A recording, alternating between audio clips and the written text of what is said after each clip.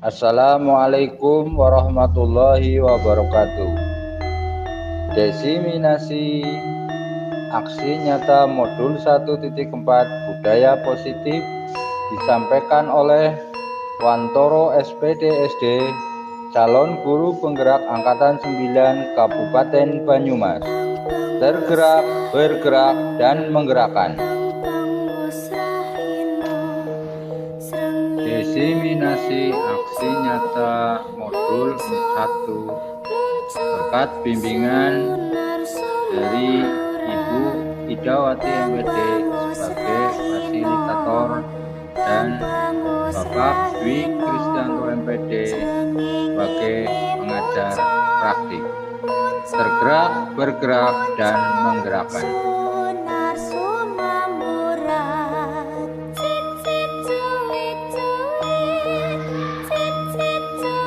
Tujuan desiminasi: 1. Diharapkan peserta dapat memahami makna budaya positif.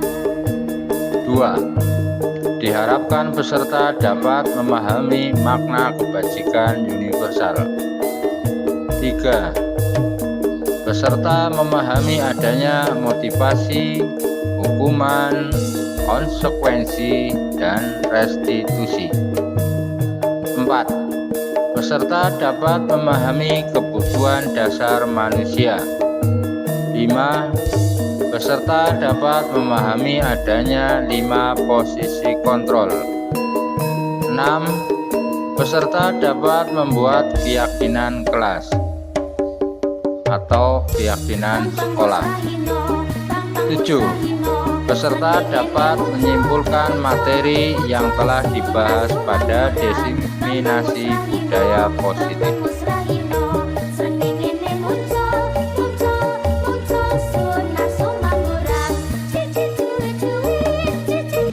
Bismillahirrahmanirrahim. Assalamualaikum warahmatullahi wabarakatuh. Waalaikumsalam warahmatullahi wabarakatuh. Kepada Bapak Kepala Sekolah di 1 Karangbawa yang saya hormati, kepada Bapak Ibu Guru dan tenaga pendidikan SD 1 Karangbawa yang saya hormati pula, serta kepada teman-teman semua yang hadir pada desiminasi aksi nyata modul 1.4 tentang budaya positif yang berbahagia.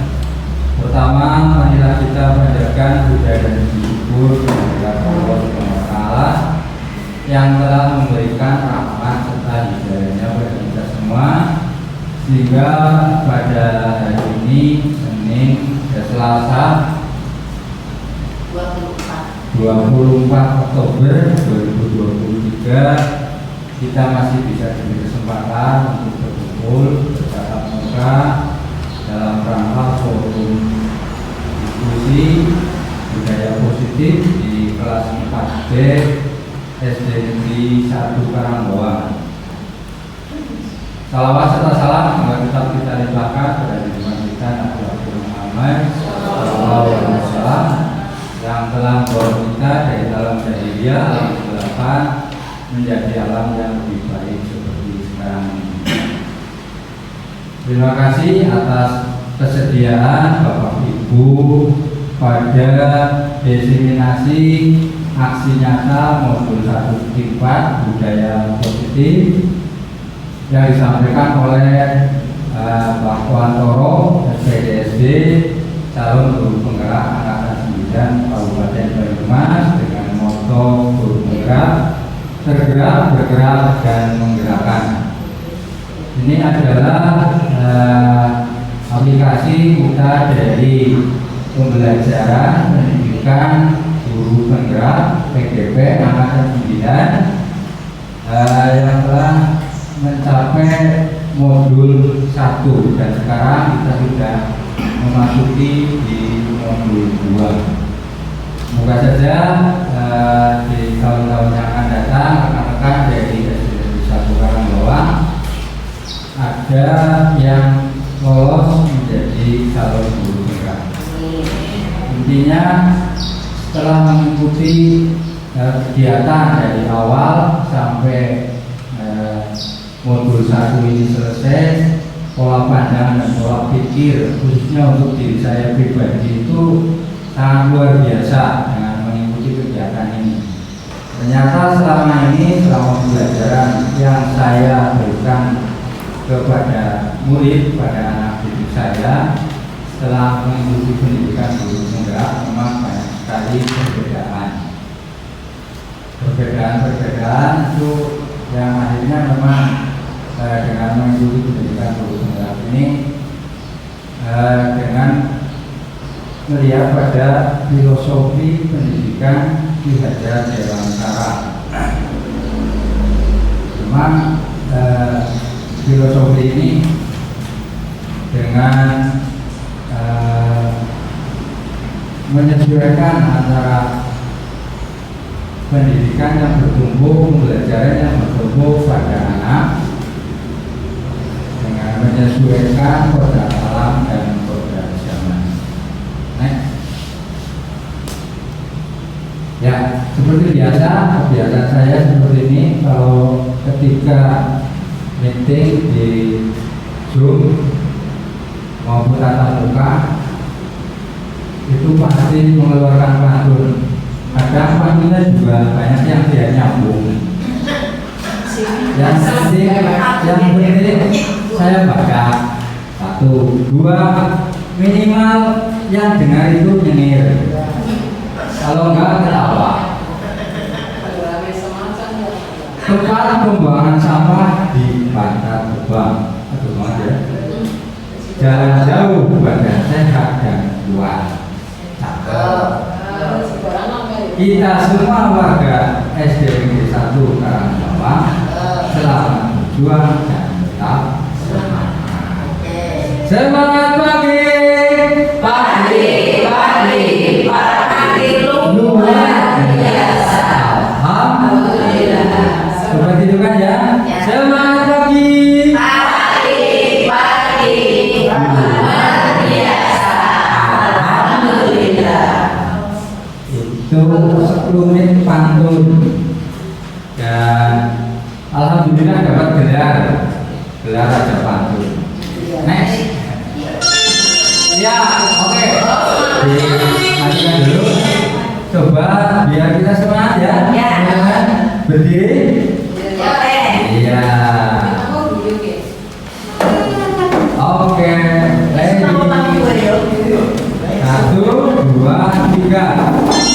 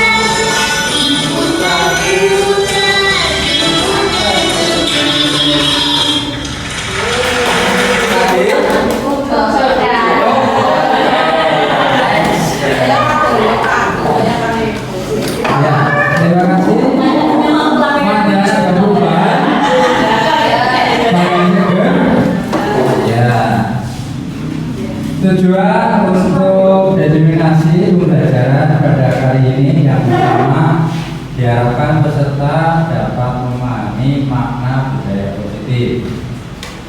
Terus yang kedua, diharapkan peserta dapat memahami makna kebajikan universal.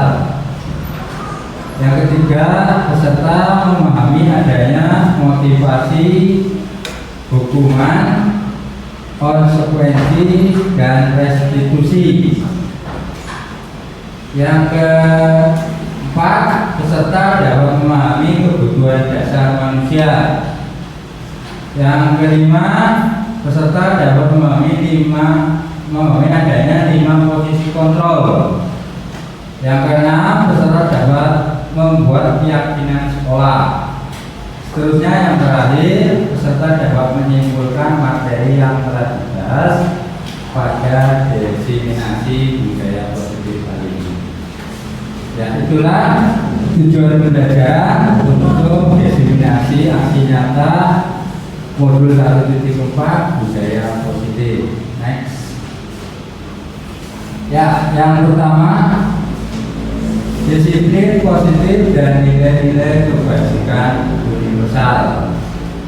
Teori kontrol menurut Dr. William Glasser, ilusi guru mengontrol murid. Ilusi bahwa semua penguatan positif, efektif, dan bermanfaat. Ilusi bahwa kritik dan membuat orang merasa bersalah dapat menguatkan karakter. Ilusi bahwa orang dewasa memiliki hak untuk memaksa.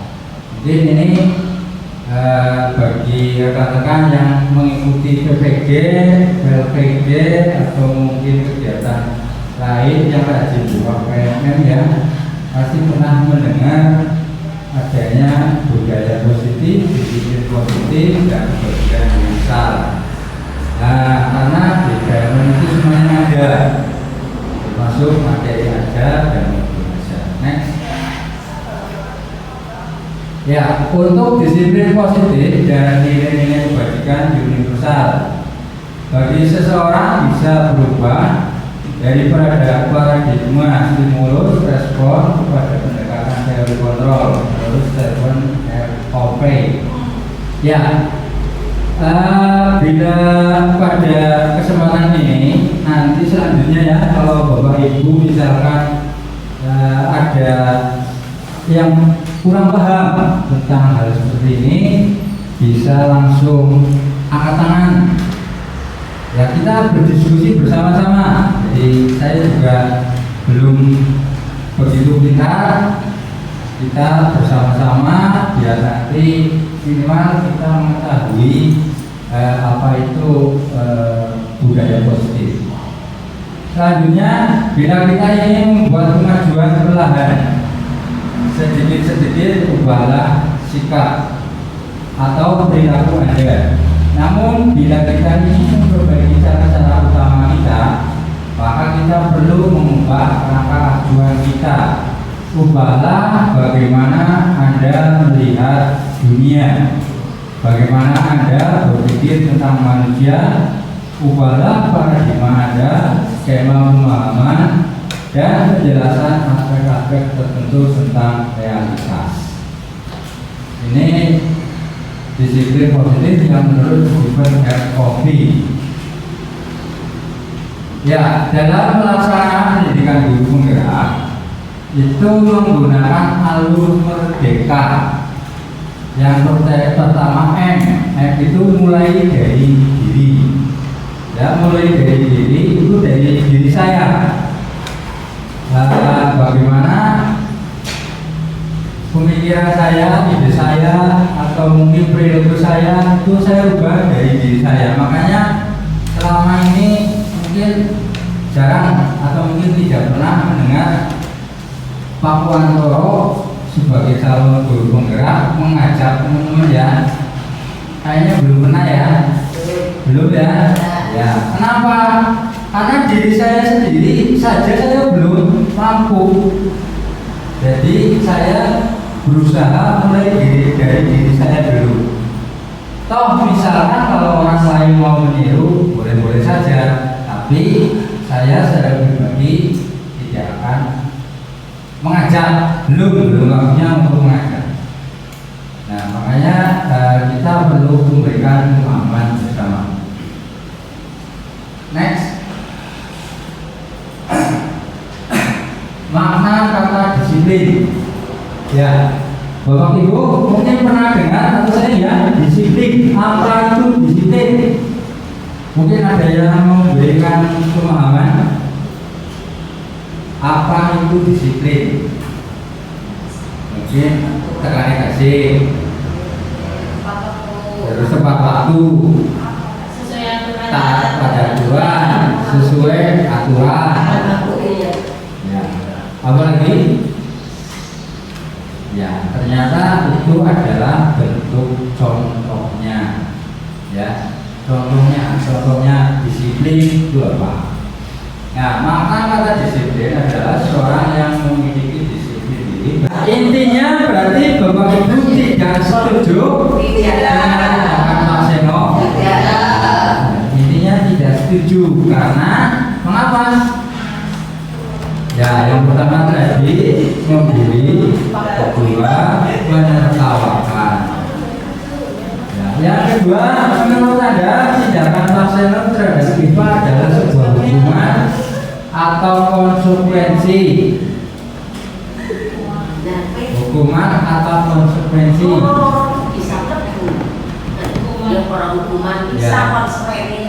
Coba kita kembali ke kelas kita masing-masing sekarang atau kelas yang dulu. Di kelas apakah ada aturan tentang ketika pembelajaran tidak boleh? Contohnya tadi pelajaran matematika, IPA, gambar. Ada aturannya atau tidak? Tidak. Tapi kan secara apa ya? Aturan tidak tertulis kan berarti kita tidak memperhatikan apa yang disampaikan oleh betul, secara tidak tertulis itu masuk ya. Ya, kalau kita merujuk ke sebuah hukuman itu lebih condong ke peraturan. Kalau hukuman itu lebih condong ke peraturan. Terus kalau konsekuensi itu bukan aturan. Jadi yang tidak tertulis. Nah, tadi yang disampaikan Bu ini sama, cuma istilahnya ini ada hukuman dan konsekuensi. Dan kita selama ini yang tahu adanya hukuman, konsekuensi kayaknya belum ya. Ya, ternyata ini lahir sejak dulu, sejak Ki Hajar Dewantara ya. Nah, tidak mengerjakan PR, anak yang tidak membawa PR atau lalai dengan PR, kadang-kadang konsekuensinya suruh keluar mengerjakan di luar. Ya, itu konsekuensinya. Kalau tidak ada aturannya berarti itu konsekuensi. Next. Nah, ini apa itu hukuman? Jadi sebelum kita menuju ke pembahasan hukuman, konsekuensi dan restitusi, kita sudah diberi pertanyaan perspektif, pertanyaan awal sebelum tahu artinya sudah diberi pertanyaan awal. Ternyata Bapak Ibu bisa memahami.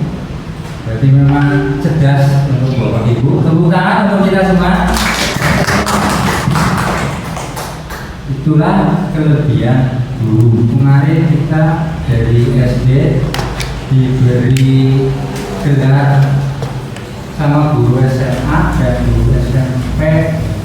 Bapak kita itu seharusnya sarjananya SS. Jadi sarjana serba sarjana semuanya. SS itu sarjana semuanya. Kalau SMP SPD bahasa Indonesia, hanya ngulang bahasa Indonesia. Terus sains hanya ngulang IPA, hanya ngajar matematika. Nah, kalau SD, kalau PAUD saja ya beda. PAUD ya masih fokus ke permainan ya, belum ke materi pelajaran. Kalau SD itu memang luar biasa. Sarjana super lah, sarjana super. Ya, hukuman bersifat tidak terencana atau tiba-tiba. Anak atau murid tidak tahu apa yang akan terjadi dan tidak dibebaskan. Ya, ketika pembuatan peraturan, apakah pernah bapak itu ibu membuat peraturan tanya kepada anak? Apakah pernah anak memberikan salah satu peraturan? Ini pak peraturannya, ini bu peraturannya, pernah apa tidak? Ya. Jadi anak tidak tahu adanya peraturan yang membuat peraturan itu kita. Padahal yang akan menjalankan adalah anak. Jadi mereka itu bisa dikatakan korban pemberian guru. Ya, iya, karena kita yang membuat aturan, anak yang melanggar, kita yang memberi hukuman. Sedangkan hukumannya apa? Anak tidak tahu. Terserah gurunya. Kadang-kadang ada seperti ini di dalam kelas kan kita kadang-kadang ada aturan. Satu contohnya ada anak-anak yang tidak mengerjakan PR atau yang tidak tiket pas jadwalnya tiket, kita beri sanksi kurungan tadi denda atau apa. Ya itu bisa masuknya konsekuensi ya. Aturan juga bisa selama itu memang ada hukumannya. Cuma selama ini kita tahunya peraturan kita yang buat, anak yang melanggar, kita yang memberi hukuman. Nah, jadi ya memang perlu perspektif pemahaman kita tentang hukuman, konsekuensi dan restitusi perlu kita pahami bersama. Dari pihak guru yang memberikan dan murid hanya menerima suatu hukuman tanpa melalui suatu kesepakatan atau pengarahan dari pihak guru, baik sebelum atau sesudahnya. Hukuman yang diberikan bisa berupa fisik maupun psikis. Murid anak disakiti oleh suatu perbuatan atau kata-kata. Ya, saya juga pernah mengalami, walaupun ya jelas makanya mulai dari diri saya sedikit demi sedikit mindset untuk memberikan hukumannya berubah. Ya, saya juga punya kasus muridnya namanya Tegar, luar biasa. Yang satu pindah di kelas A. Jadi saya membandingkan sedikit. Kalau misalkan yang satu masih di sini mungkin perlu sering cek. Karena ya itu sepertinya memang perlu penanganan khusus. Ya, mungkin dengan kata-kata juga kita pernah, contohnya tidak mengerjakan PR, mungkin kita mengeluarkan kalimat yang tidak pas, tidak kesini ya, maksudnya nanti tidak naik kelas. Padahal yang berhak menaikkan atau tidak menaikkan kelas itu bukan guru, bukan tapi yang itu sendiri. Jadi makanya kita kadang ironi juga, kita suruh tanya teman guru, bu kira-kira ini butuh juga apa?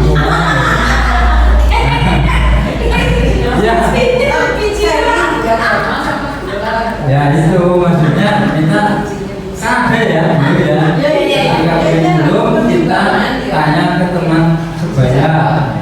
Padahal yang memberikan jalan kita dari awal sampai akhir kita ya.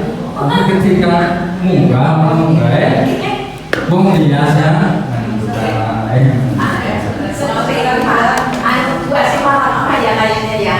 Contohnya ini bagaimana bu naik apa tidak, kalau tidak anaknya sudah tua, kalau dinaikkan nggak bisa, udah gede belum bisa baca apalagi hitung-hitung. Seperti bahasa kami ya bu. Ya, memang untuk pembelajaran dengan menggunakan kurikulum Merdeka itu pembelajaran yang bertumpu pada murid. Jadi model pembelajarannya pun berbeda dengan pembelajaran yang mungkin telah kita praktekkan bersama kemarin-kemarinnya.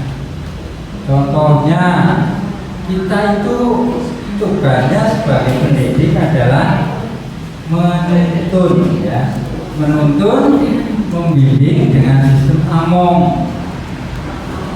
Pernah dengar ya sistem AMONG? Ya.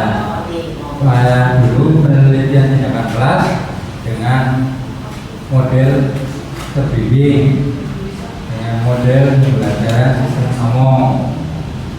Dan kita tidak menuntut anak untuk bisa.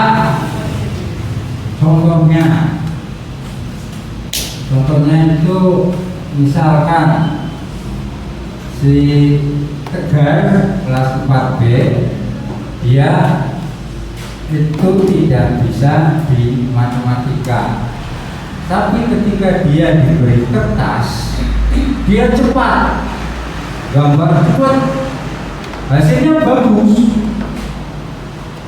Berarti Tegar itu lebih dominan di melukisnya. Kalau di matematika mungkin lemah, dan kita tidak bisa memaksakan, walaupun kurikulum yang dulu itu menuntut perkalian 1 sampai 10, perkalian 1 sampai 10. Berarti kalau perkalian 10 kali 10 ya 100 hafal. Itu mungkin apa tuh? Sini ada.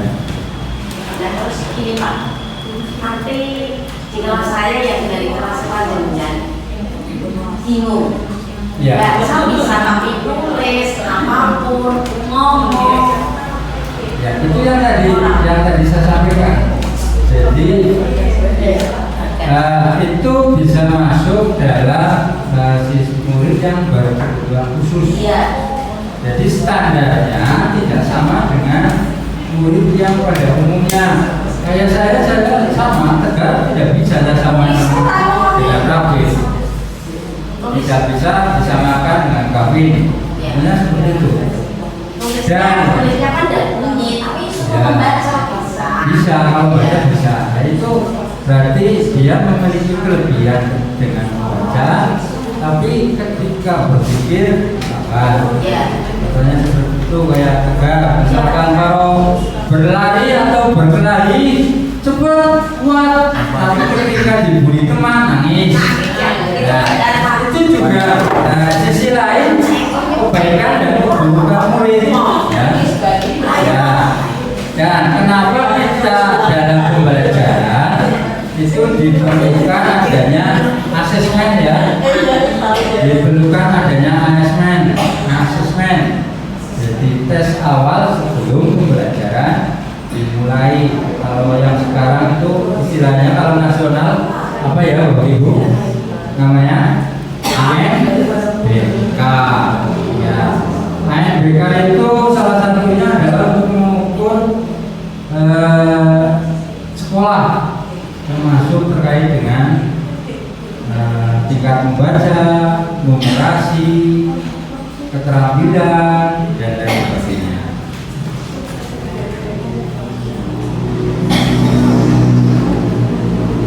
Jadi pada kurikulum ini intinya itu pembelajaran kita bertumbuh para murid. Kita harus tahu sebenarnya murid kita itu kemampuannya bagaimana.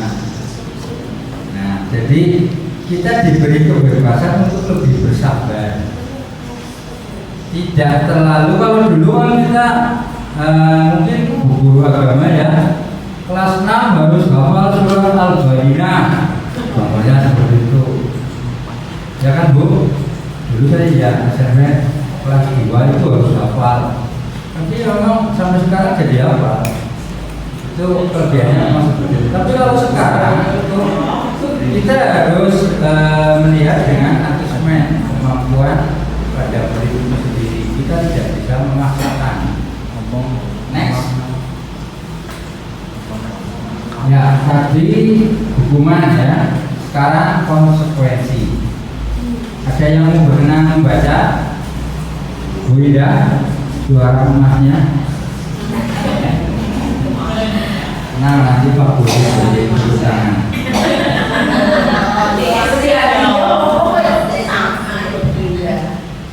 Apa itu konsekuensi? Konsekuensi sudah berencana atau sudah disepakati, sudah dibahas dan disetujui oleh murid dan guru. Umumnya, bentuk-bentuk konsekuensi dibuat oleh pihak guru atau sekolah dan murid sudah mengetahui sebelumnya konsekuensi yang akan diterima bila dilaksanakan. Pada konsekuensi, murid akan dibuat tidak untuk jangka waktu pendek. Konsekuensi biasanya diberikan berdasarkan suatu perkara yang umumnya dapat diukur. Misalnya setelah 3 kali tugasnya tidak diselesaikan pada batas waktu yang diberikan, atau murid melakukan kegiatan di luar kegiatan pembelajaran, misalnya mengobrol, maka murid tersebut akan kehilangan waktu bermain dan harus menyelesaikan tugas karena ketertinggalannya. Peraturan dan konsekuensi yang mengikuti ini sudah diketahui sebelumnya oleh murid, sehingga guru di sini senantiasa memonitor murid.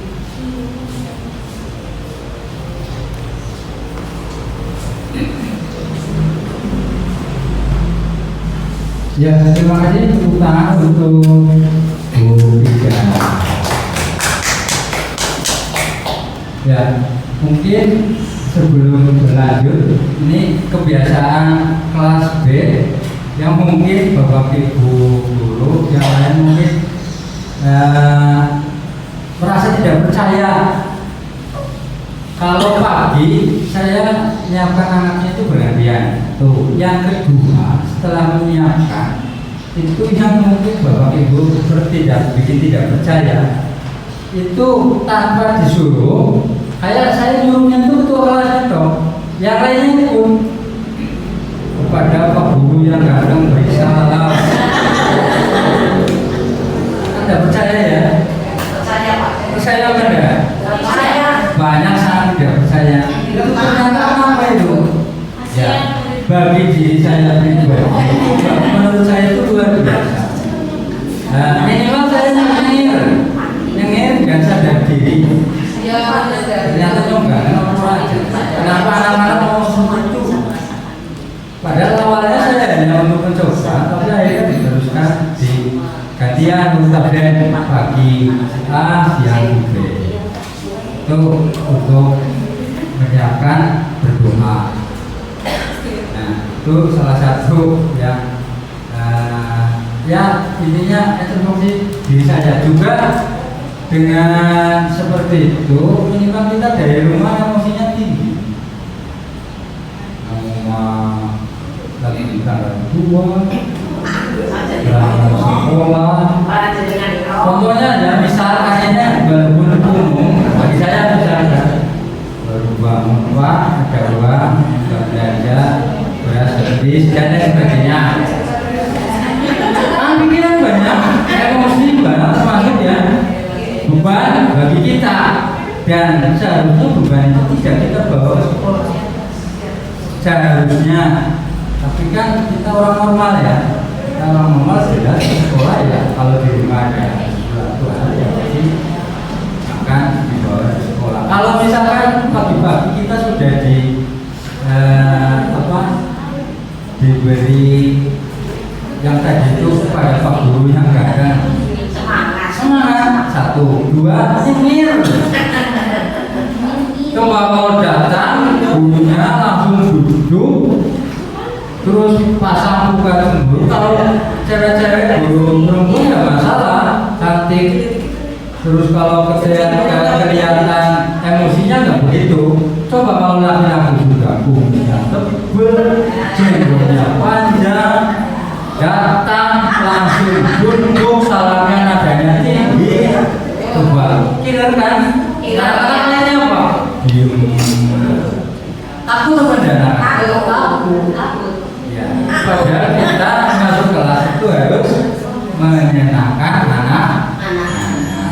Ya, konsekuensi sudah terencana atau sudah disepakati. Dan ini maksudnya dari hati, dan ini kesepakatan ya. Kalau konsekuensi itu kesepakatan, bukan hukuman. Kalau hukuman yang buat aturan gurunya, terus buat sanksinya gurunya, dan kadang sanksinya juga berbeda-beda. Contohnya dulu saya praktek ketika Tegar tidak mengerjakan PR, ambil sampah 10. Terus ketika Bagas tidak ambil sampah 20, tidak mengerjakan tugas, ambil sampah 20.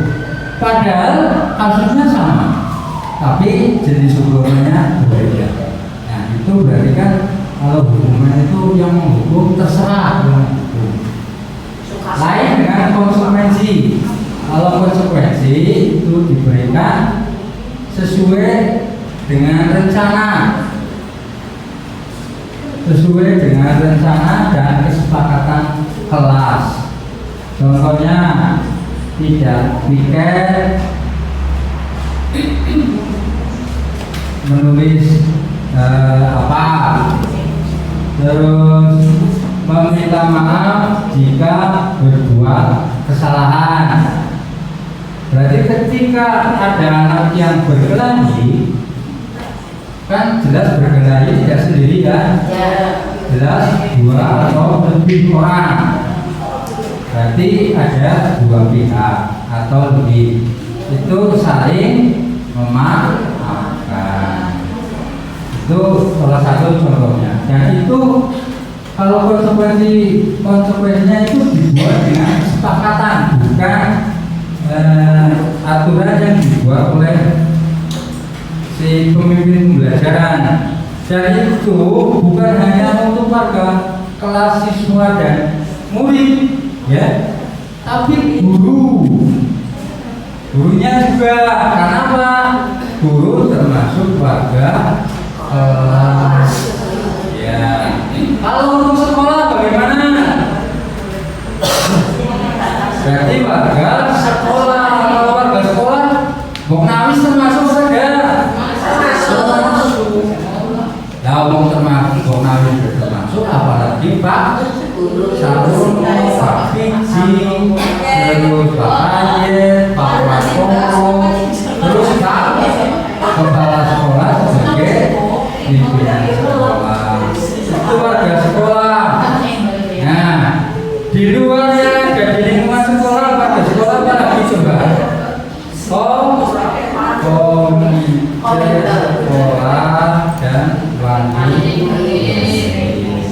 termasuk warga sekolah. Jadi kalau itu aturan di lingkungan sekolah, konsekuensi ya, di lingkungan sekolah itu warga sekolah. Jadi itu atas kesepakatan.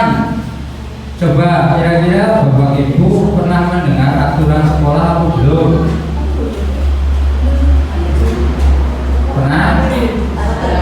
Ya, biasanya itu masuknya seperti tata tertib pegawai negeri ya, tata tertib pegawai pendidik atau tenaga pendidikan. Ada yang tahu? Coba kita nanti membuat keyakinan sekolah ya. Ya, hanya gambaran awal saja. Kalau misalkan nanti kok kita bisa tindak lanjuti, ya kita tindak lanjuti dengan disampaikan pada acara pertemuan atau rapat sekolah. Bagaimana Pak Kepala Sekolah kalau kita membuat keyakinan sekolah? Contohnya menjemput anak di pintu gerbang, monggo ditulis. Contohnya seperti itu, menjemput anak di Harus seperti ini, orang tua tidak boleh menunggu siswa anaknya di depan kelas. Ya, bisa. Itu kan terkait dengan warga sekolah. Bapak Ibu punya ide yang terkait dengan kalau sekolah kan peraturan ya. Kita untuk keyakinan sekolah. keyakinan sekolah. Contohnya tadi kita sepakat menjemput anak di depan pintu gerbang. Berarti kalau menjemput anak, berarti kedatangannya lebih kasih. Berarti kan ada aturan, ada konsekuensi sebelumnya. Guru dan tenaga pendidikan, pendidik dan tenaga pendidikan datang sebelum anak-anak datang. Contohnya seperti itu. Kalau kita yang warga sekolah, bukan guru pendidik dan tenaga pendidikan saja, nanti kepala sekolah tidak termasuk. Kalau misalkan warga sekolah, nah kalau warga sekolah berarti satu sekolahan. Satu sekolahan. Ya, sejauh ini ada yang mau bertanya? Monggo sambil menulis untuk keyakinan kelas. Mau waktu 5 menit ya? Keyakinan sekolah, keyakinan sekolah. Keyakinan sekolah.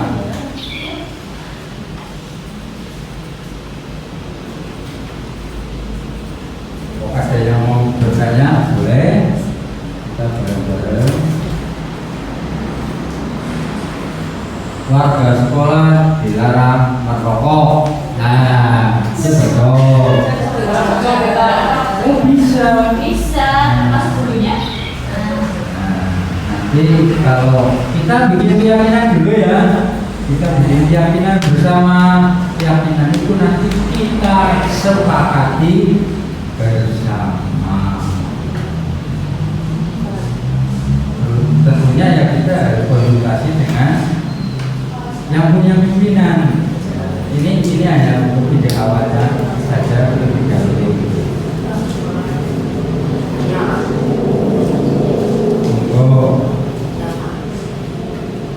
Ya, saya bacakan ya Bu ya. Kamu mau dibaca sendiri Bu? Yang pertama, orang tua tidak diperkenankan menunggu anak di depan kelas. Terus yang kedua, warga sekolah harus menjaga keamanan sekolah. Nah, diregulasi warga sekolah menjaga keamanan sekolah.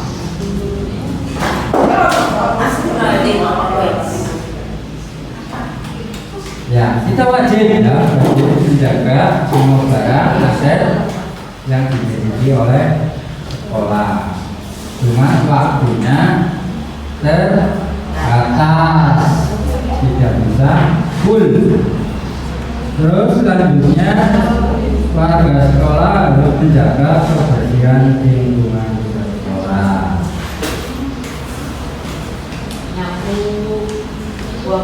Buang sampah, minimal pendidik itu memberikan contoh. Tutur jangan pakai. Kita ngomong apa ya? Terus jangan menyuruh anak, misalkan gas itu sampah diambil, jangan. Kurang bagus. Jangan ambil, taruh di tempat sampah. Nah, itu cara menuntun. Kalau kita mengingatkan setiap pembelajaran setiap hari. Kalau justru kalau Anak-anak kalau buang sampah di mana? Di tempat sampah. Ya. Kalau hujan bapak Anak-anak membuang sampah di mana? Di tempat sampah. Nah, guru memberi contoh. Pendidik memberi contoh. Jadi jangan memerintah kita belum praktek. Itu yang ke anak ya. Makanya kalau saya ke teman-teman saya nggak pernah nyuruh berarti makan gasing karena saya memiliki nggak ngerasa berarti. Bonyong beda kayak makan teh awan, katanya nggak rasa. Tapi kalau sering ya bukannya nggak rasa lagi. Ya. Next, konsekuensi sudah rencana ya tadi. Next, ya restitusi adalah proses menciptakan kondisi bagi murid untuk memperbaiki kesalahan yang tadi sudah membuat sini dikumpulkan ya. Nanti bisa saya jadikan untuk bahan pertimbangan selanjutnya. Memperbaiki kesalahan mereka sehingga mereka bisa kembali pada kelompok mereka dengan karakter yang lebih kuat menurut dosen tahun 2004. Restitusi juga merupakan proses kolaboratif yang mengajarkan murid untuk mencari solusi untuk masalah mereka dan membantu murid berpikir tentang orang seperti apa yang mereka inginkan dan bagaimana mereka harus memperlakukan orang lain menurut Gerson Gosen tahun 96. Next. Mau bisa buka ini kasus restitusi.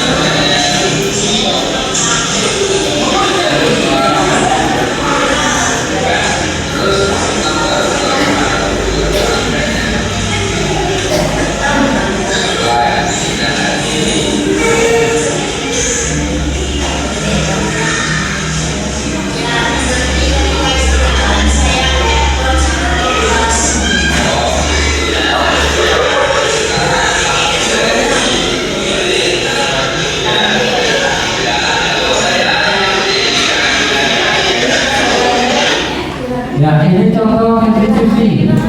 Ketika pembelajaran ada murid yang tidak mengerjakan tugas. Nah, pendidik harus memberikan perlakuan yang positif terhadap murid dengan sifat 5 kontrol. 5 kontrolnya itu yang paling bawah itu merasa pelaku merasa bersalah yang pertama, yang kedua sebagai penghukum, yang ketiga sebagai pemantau, yang keempat sebagai teman, dan yang kelima sebagai manajer. Nah, sebagai penghukum itu, nah tadi kita langsung memvonis anak tanpa mengetahui, contohnya Dablun datang terlambat. Nah, seharusnya kita mengidentifikasi dulu kenapa kamu datang terlambat. Kenapa kamu sering datang terlambat? Atau mungkin jalan keluarnya Bapak Ibu bisa menyelidiki dengan tindakan. Contohnya, cari tahu rumahnya Dablun di mana.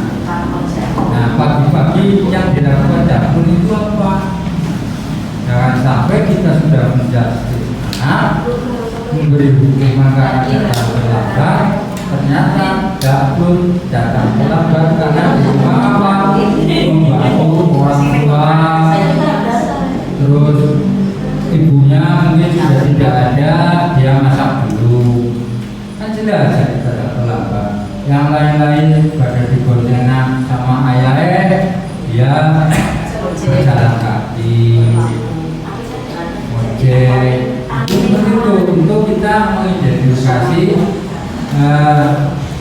dengan sertifikat restitusi, ya identifikasi validasi identitas.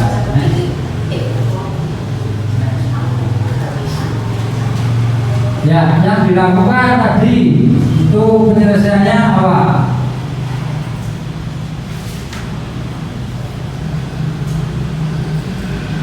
Ya, yang dilakukan Pak Wanoro adalah validasi tindakan yang salah itu untuk mencari informasi sebelum kita menjustis atau memberikan konsekuensi atau memberikan hukuman kepada anak. Next. Terus yang kedua yaitu dengan menanyakan keyakinan. Dengan tadi coba kamu pikirkan untuk menggantikan karena kamu tidak mengerjakan tugas apa yang kamu lakukan. Nah itu cara menanyakan keyakinan. Nah, Rabi menjawab, baik Pak, nanti saya akan mengerjakan tugas ketika waktu istirahat. Itu bukan kita yang menyuruh, tapi anak atau murid yang memberikan solusi. Nah, itu validasi ya, menanyakan keyakinan. Next. Ya, langkah-langkah yang dilakukan yaitu berdiskusi kelompok dengan untuk memberikan solusi berupa konsekuensi atau keyakinan yang telah dilanggar oleh hakim. Hakim mengajukan solusi sebagai konsekuensi pengganti karena dia tidak mengerjakan tugas. Next.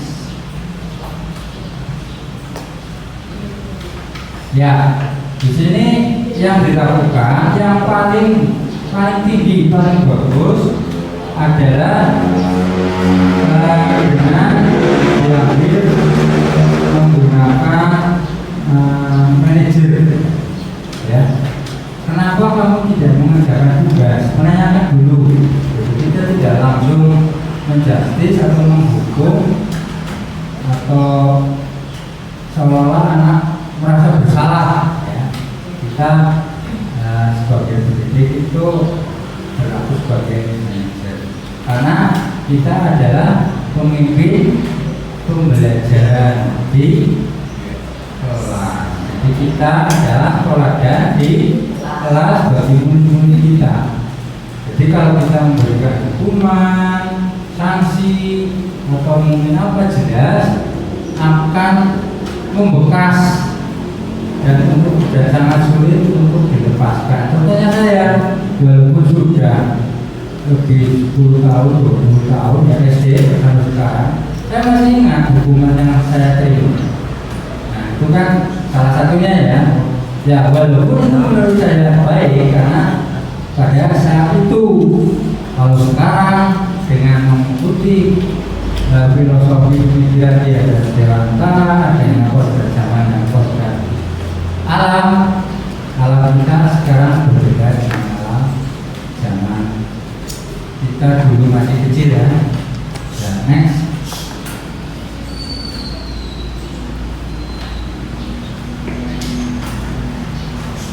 Ya, posisi yang kedua. Nah, ini kasus yang kedua. Tolong perhatikan juga kasus yang kedua.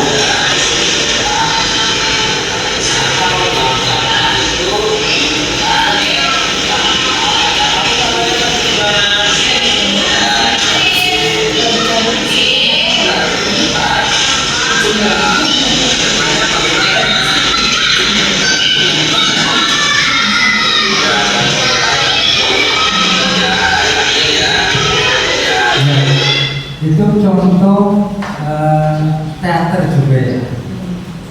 Mungkin di kelas Bapak Ibu nanti bisa dipraktekkan itu drama.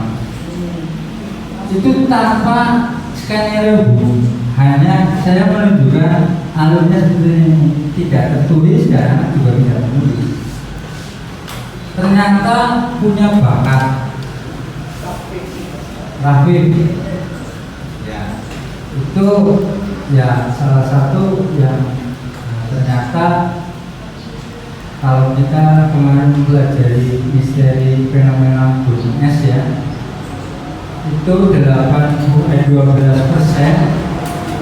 perilaku yang anak keluarkan sekarang.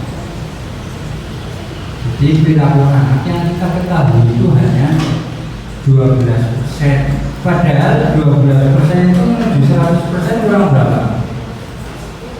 88%.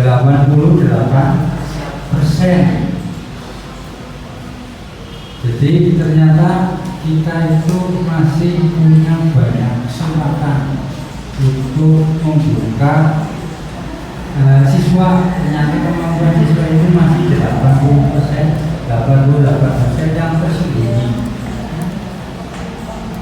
Salah satunya itu tadi, saya coba membuat alur cerita, saya bacakan, anak-anak langsung coba. Hanya satu kali edit ya, Pak Iji, itu karena apa? Karena masuk tidak tetap itu saja, yang lainnya sama. Itu termasuk salah satu kemampuan drama. Ya, dari kasus ini adalah ada seorang anak yang membuang sampah di Semarang 4 atau 3 tempatnya. Nah, pendidik Pak Waslo itu memberikan penanganan sebagai teman, caranya merangkul. Jadi anak itu tidak merasa takut. Tadi lihat ya, itu Gavin dipanggil, tidak merasa tegang atau malas atau apa, itu acting ya, tapi luar biasa. Ya, next.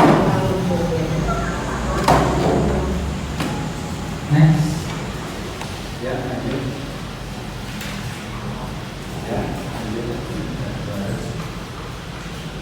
Ice breaking, senam Pancasila, berdiri ya, Bapak Ibu.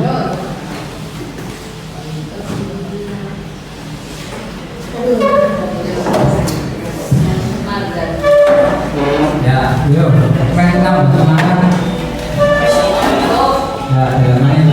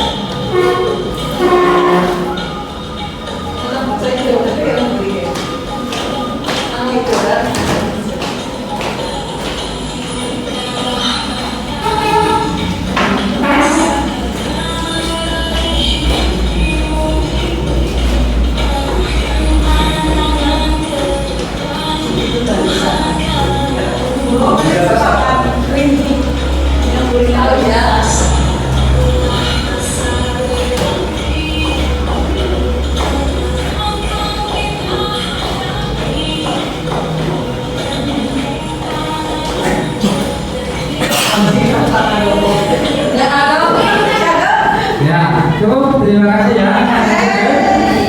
Ada perubahan?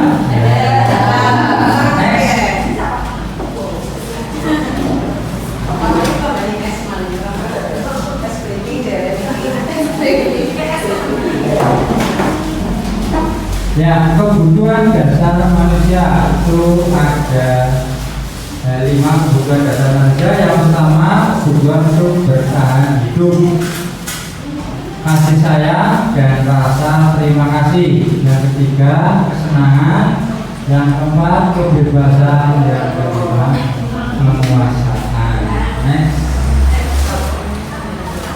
Ya, posisi kontrol yang tadi kasus 2 kasus itu, yang pertama penghukum, berarti yaitu tempat menghukum, menghadik, menunjuk, ya seperti ini. Kamu itu contohnya. Saya. Contohnya seperti ya, kamu itu sudah berulang kali untuk menghukum, dan itu akan membekas, sulit untuk dihilangkan.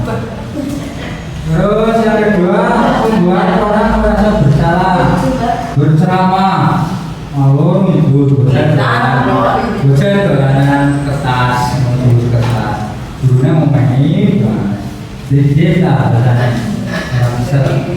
Terus sebagai teman itu membuatkan alasan untuk murid-muridnya atau lakukan hibur yang sudah nanti bapak ya sudah contoh kalimatnya seperti itu. Terus memantau, menghitung dan mengukur apa peraturannya, berarti masih terikat pada peraturan. Terus mengajak, mengajukan pertanyaan-pertanyaan apa yang kita yakini, apa kamu meyakini hal tersebut. Kalau kamu yakininya,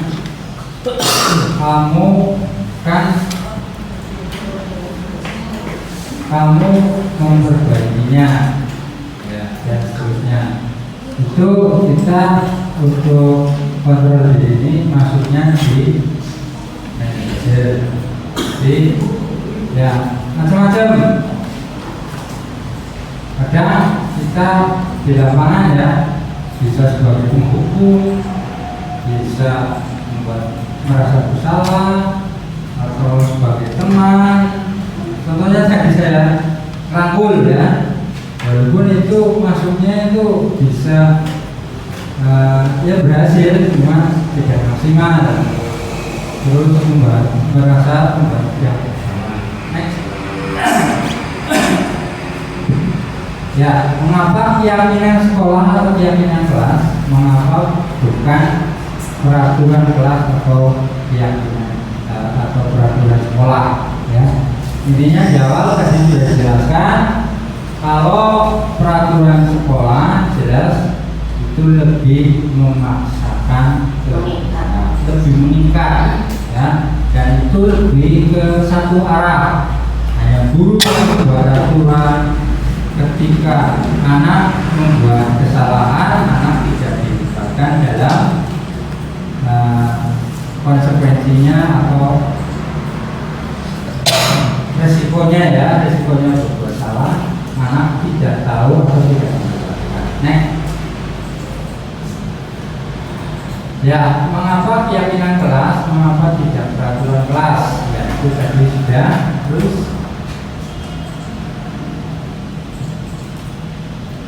contohnya untuk keyakinan kelas 1, setiap anggota kelas perlu belajar, setiap anggota kelas perlu senang. Terus senang ya? Iya. Ya. Terus setiap anggota kelas perlu melakukan tugas, berarti mengerjakan PR. Ya. Setiap anggota kelas perlu saling menghargai, berarti apa? Yaitu kalau misalkan ada anak yang datang terlambat, ya jangan langsung kita Nah, kita saling menghargai ya. Kalau misalkan Pak datang terlambat, ya berarti itu menghargai juga dengan rasa. Karena ya nanti ada yang lebih akan memberikan mungkin konsekuensinya. Contohnya manajernya itu. Selanjutnya untuk kelas 5 selalu bersikap positif, senantiasa menjadi diri terbaik. Berarti saya harus rajin belajar. Semuanya itu muncul dari anak, bukan dari guru. Kalau dari guru, dari pendidik, kamu harus rajin belajar. Tapi kalau dari anak, saya harus rajin belajar. Kan beda ya kalimatnya ya. Ya. Terus berkomitmen terhadap setiap tugas. Terus senantiasa membantu. Itu. Nah, ini kalau ada murid yang melanggar itu kita bukan memberi hukuman, tapi kita menanyakan keyakinan, kesepakatan yang telah kita sepakati ini. Ketika kamu tidak membuat apa temannya, konsekuensinya apa? Kita beritakan dulu pada anak.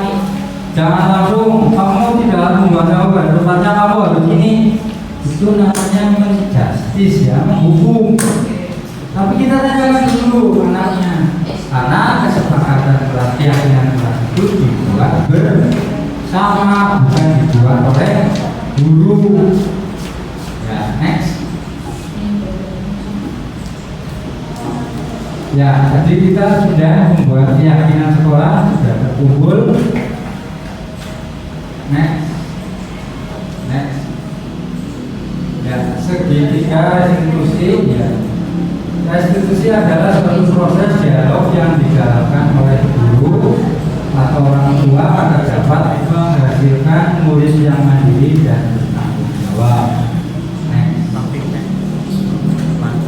Ya, 3 langkah restitusi. Yang pertama, stabilkan identitas, validasi tindakan yang salah, menanyakan keyakinan. Membuat satgas restitusi, jadi untuk penanganan di sekolah bagi anak. Ya, yang jelas kita sebelum membuat satgas, kita harus membuat keyakinan sekolah dulu. Karena kalau kita mau tidak membuat keyakinan sekolah, pedoman satgas itu menggunakan pedoman apa? Tidak ada pedomannya. Kalau kita menggunakan peraturan sekolah, berarti di sini bukan satgas tapi satpam, ya, satpam sekolah atau mungkin algojo sekolah. Jadi memberi hukum terhadap murid-murid yang melanggar aturan.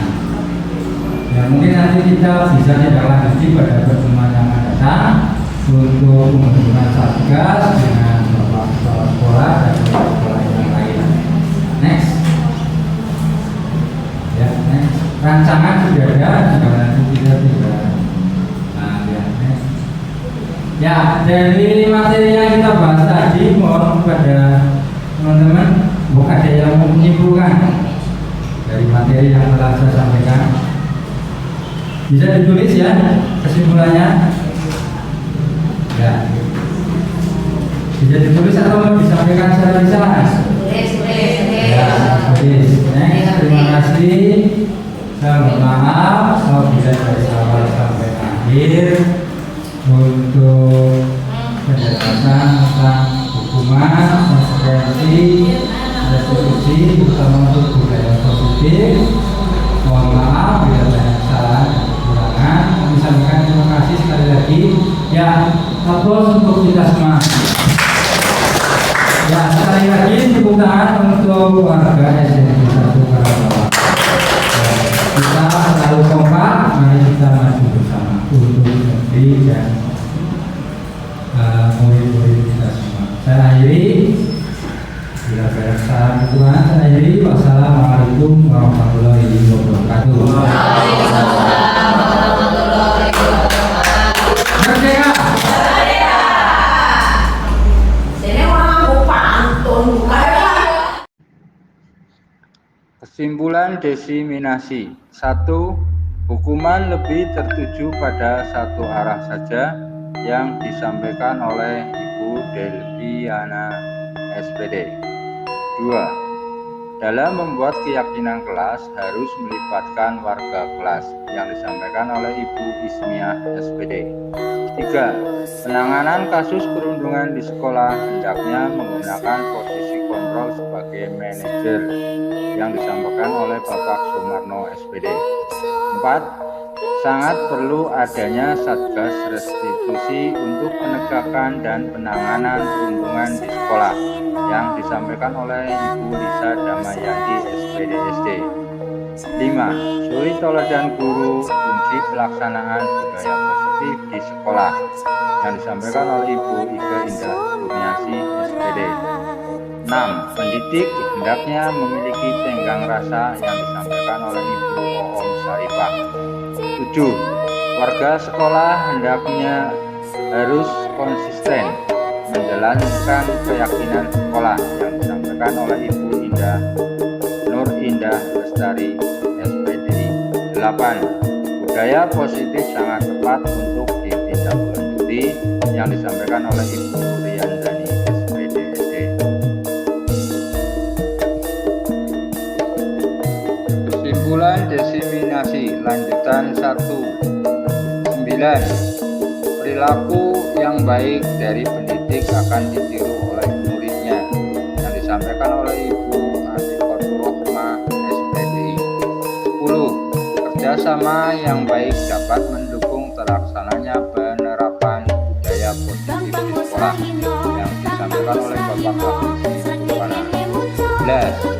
Pendidik harus memberikan perlakuan yang sama terhadap semua murid di kelasnya yang disampaikan oleh Ibu Sinta Setiawati SPD. 12. Pembelajaran yang bertumpu pada murid sangat tepat untuk diterapkan di kelas yang disampaikan oleh Mana pendapat Ibu terkait dengan diseminasi yang tadi disampaikan oleh Bapak Wantoro terkait budaya positif? Untuk penyampaian tadi di kelas sudah cukup bagus, baik. Hanya harapan saya dan teman-teman itu jangan hanya slogan-slogan saja, tapi diamalkan dalam kegiatan pembiasaan, dalam kegiatan sehari-hari, Pak. Begitu dari saya, terima kasih. Oke, terima kasih atas saran yang disampaikan oleh Ibu. Bapak sebagai tenaga kependidikan di SD Negeri 1 Karangbawang terkait materi budaya positif yang disampaikan oleh Bapak Wantoro tadi. Baik, menurut saya materi yang telah disampaikan oleh Bapak Wantoro itu sudah cukup bagus, dan harapan saya nanti bisa diterapkan di sekolah, dan yang lebih penting lagi dengan adanya pemberian materi itu menambah kekompakan tenaga pendidikan dan kependidikan, itu lebih bagus lagi. Ya, terima kasih atas saran dan kritiknya. Semoga budaya positif ini bisa kita jalankan bersama sebagai warga sekolah di SD Negeri 1 Karangbawang. Semangat. Saudara, terkait diseminasi aksi nyata yang disampaikan oleh Bapak Wantoro tadi. Terima kasih. Terkait dengan diseminasi yang disampaikan tentang budaya positif, itu dari segi materi memang sudah bagus semua, namun saya cuma mau mengkoreksi tentang segi pemaparan. Dalam segi pemaparan itu penempatan setiap bangku dan mejanya menurut saya kurang efektif, karena itu berkelompok masing-masing. Seharusnya kita membentuk melingkar atau seperti apa biar semuanya saling berhadapan, saling mengerti satu sama lain. Terima kasih. Ya, terima kasih sama-sama. Ibu Dewi terkait diseminasi yang tadi disampaikan oleh Bapak Wantoro. Diseminasi yang sudah disampaikan sangat baik tentang budaya positif yang ada di sekolah. Harapannya ke depan guru bisa melibatkan siswa dalam pembentukan budaya positif di kelas, kemudian melibatkan juga warga sekolah, kemudian guru dan tenaga pendidiknya juga. Ya, terima kasih. Mana pendapat Ibu terkait diseminasi aksi nyata yang tadi disampaikan oleh Bapak Wantoro? Menurut saya, diseminasi yang tadi telah disampaikan dan dibawakan oleh Bapak Wantoro sudah sangat baik karena telah mencakup aspek-aspek yang tepat untuk membuat keyakinan kelas dan keyakinan sekolah. Semoga kedepannya Bapak Wantoro dapat menulari ilmu-ilmunya kepada guru-guru di sekolah kami, sehingga sekolah kami menjadi yang lebih baik karena mempunyai fondasi keyakinan sekolah yang baik dan matang. Terima kasih Pak Wantoro. Ya, terima kasih sama-sama. Assalamualaikum warahmatullahi wabarakatuh. Perkenalkan, saya Atikoturohmah, guru Mapel PAI BP dari SD Negeri 1 Karangbawang. Di sini saya akan menanggapi materi diseminasi yang telah disampaikan Bapak Wantoro. Menurut saya, materi dan juga penyampaian sudah sangat baik. Materi ini sangat menginspirasi untuk merubah karakter yang positif pada peserta didik dan juga warga sekolah yang lain. Untuk dilihat dari kesehariannya, ini juga sudah banyak merubah pada diri dan kebiasaan Bapak Wantoro. Semoga harapannya Bapak Wantoro dapat menjadi guru penggerak yang menggerakkan. Terima kasih.